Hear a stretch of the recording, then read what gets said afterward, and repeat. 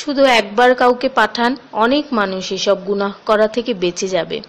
একা আছেন, আল্লাহকে স্মরণ করুন।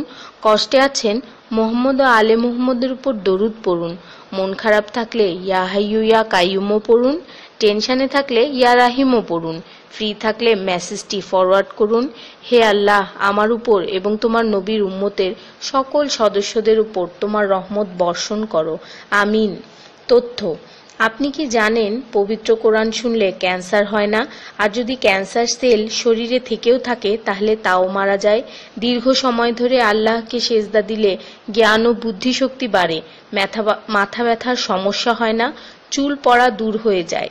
এই মেসেজটি ফরওয়ার্ড করতে শয়তান আপনাকে বাধা দিবে, কিন্তু আপনি এটা হতে দিবেন না। আর সব কন্ট্রাক্ট নাম্বারে সেন্ড করে দিন। কোরআন ও নবীর সুন্নত ও তার সম্মানিত সাহাবী এবং আহলে বাইতের অনুসরণ করুন। ক্যান্সার একটি ভয়ঙ্কর রোগ। অনেক মানুষ আছে যারা নিজেরাই এটাকে দাওয়াত দিয়ে নিয়ে আসে। ছোট অথচ সাধারণ কিছু পদক্ষেপ গ্রহণ করলেই এই রোগ থেকে বাঁচা যায়।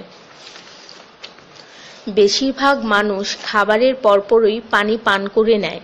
খাবারের পর পানি পান করলে রক্তে বিদ্যমান ক্যান্সারের জীবাণু থেকে তৈরি হওয়া ক্যান্সার সেলগুলোকে অক্সিজেন সরবরাহ করে। নবী পাক সাল্লাল্লাহু বলেছেন, খাবারের আগে পানি পান করা শেফা। খাবারের পরপরই পানি পান করা কলেরা রোগের কারণ। তাই সর্বোত্তম হলো খাবার শেষ করার কিছুক্ষণ পর পানি পান করা। তিনি আরো বলেছেন, 1 চিমটি লবণ খেয়ে খাবার শুরু করো আর 1 চিমটি লবণ দিয়ে খাবার শেষ করো।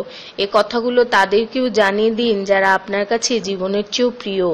যদি কোনো ব্যক্তি ঘুমানোর সময় 21 বার বিসমিল্লাহির রহমানির রহিম পড়ে, আল্লাহ তখন ফেরেশতাদেরকে হুকুম দেন এই ব্যক্তির প্রতিটি নিঃশ্বাসের বদলে নেকি লেখা হোক। আপনার মোবাইলে যত নাম্বার সেভ করা আছে তাদের সবাইকে এটা ফরওয়ার্ড করুন, আর তখন দেখবেন কত মানুষ আপনার কারণে বিসমিল্লাহ পড়ছে। শেফা আর শেফা। রোজ একটা করে আপেল, নো ডক্টর। রোজ 4টা বাদাম, নো ক্যান্সার। রোজ একটা লেবু, নো ফ্যাট। রোজ 1 glass milk, no bones problem. রোজ 12 গ্লাস পানি, নো স্কিন প্রবলেম। রোজ 4টা খেজুর, নো উইকনেস। রোজ 5 ওয়াক্ত নামাজ, নো টেনশন। রোজ কোরআন অর্থসহ তেলাওয়াত, happy and happy. So don't stop forward please.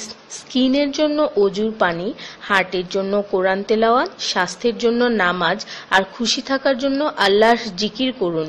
জেনে রাখবেন, ভালো কথা প্রচার করা সৎকার সমতুল্য, সাথে 30 লাখ নেকি